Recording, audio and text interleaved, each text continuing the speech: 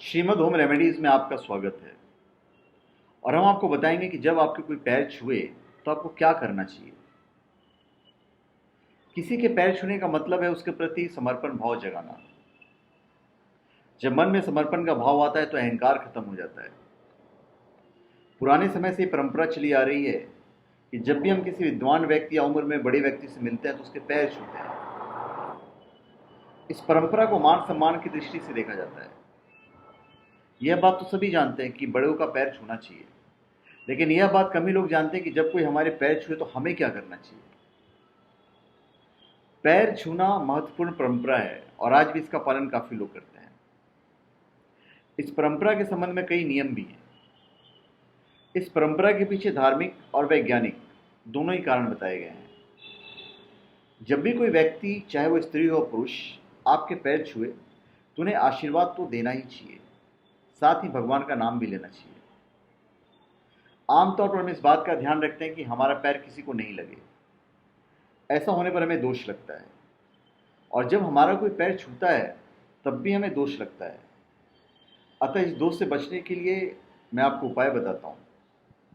शास्त्रों में लिखा है, अभिवादन शीलस्य नित्यम वृदोपैसवीन चत्वारि तस्वर्धन्ते आर्य विद्या यशोवनम।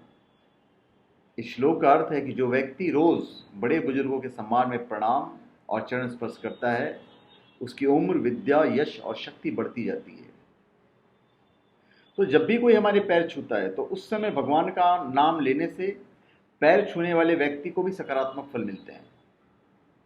आशीर्वाद देने से पैर छूने वाले व्यक्ति की समस्याएं खत्म होती है, उम्र बढ़ती है और नकारात्मक शक्तियों से उसकी रक्षा होती है। हमारे द्वारा किए गए शुभ कर्मों का अच्छा असर पैर छूने वाले व्यक्ति पर भी होता है। जब हम भगवान को याद करते हुए किसी को सच्चे मन से आशीर्वाद देते हैं तो उसे लाभ अवश्य मिलता है। किसी के लिए अच्छा सोचने पर हमारा पुण्य भी बढ़ता है। पैर छूना या प्रणाम करना केवल एक परंपरा नहीं है, यह एक वैज्ञानिक क्रिया है जो हमारे शारीरिक, मानसिक और वैचारिक विकास से जुड़ी हुई है।